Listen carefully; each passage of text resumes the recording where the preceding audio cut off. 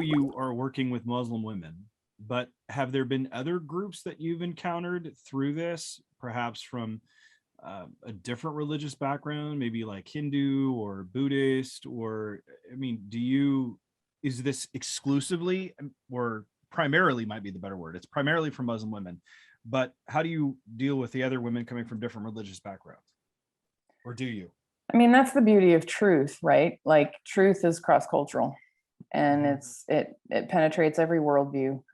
So if there's anything that we're doing that is true, it's not going to be just about Muslims. It's going to be about anyone and everyone.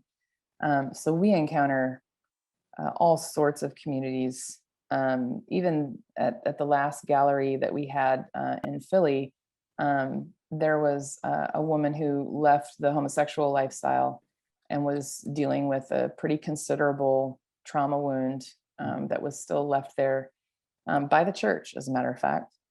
And so we were able to minister to her and to speak into her life, and that's a totally different community, right? That's a different demographic, and yet because it's true, it's applicable everywhere.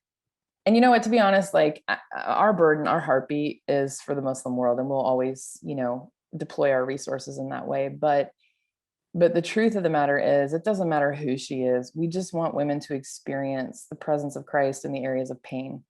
And when she does that, I have no doubt she will be way more likely to testify and to share that with others. And so for me, women who've experienced the healing of Christ are the most deployable, Great Commission minded women, because they have a testimony, because they have been rescued. And that is something people are much more bold and willing to share. What's been the biggest obstacle that you've had to deal with in putting this together, outside of just as an organization? I mean, you and I both lead organizations, the fundraising part, organization. Outside of that, what's been the biggest obstacle outside of your organization that you faced? It's the cultural understanding of trauma. That's the problem. Because in fact, if you don't, their culture or our culture? Our culture. Okay. Actually, I'll take that back. Any culture. And actually, I'm going to out you, if you don't mind, Travis, because please don't say it like that. Okay, you better finish it. Just whatever you're going to say it. Yeah, you sat, you came to visit at our house one time, and you sat on our back patio, and I remember having this conversation with you and your wife, and I remember you saying something along the lines of, I don't have that kind of trauma, or I don't have those kinds of issues. Not that issue. I've got my own issues. Right. I got trauma. Right. But at the time we were using that word trauma. And at the time that we were having this conversation, the question for you was, would I consider this trauma? Right. Oh, okay. And that's the issue. The issue is, how do you define trauma? And the problem with that is our culture wants to leverage trauma only in certain categories and certain spaces.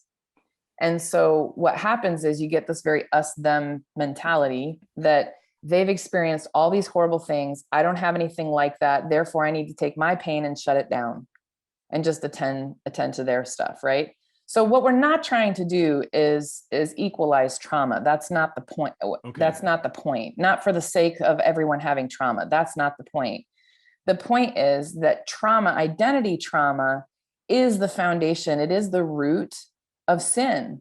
It's the root of anything that helps us protect ourselves, rather than allowing God to transform us into a person of shalom, a person of joy, a person of freedom.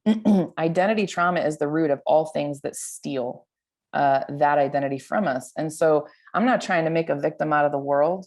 What I am trying to do is help people understand your sin is coming from a point of pain. And so it's important to understand where that's coming from, so that area can be healed and that sin can be transformed, and you can be set free, from that. Right. So, and I can see you calculating already. You need to do the theological work on that, because I spent tons of months doing that brain thinking of like, wait.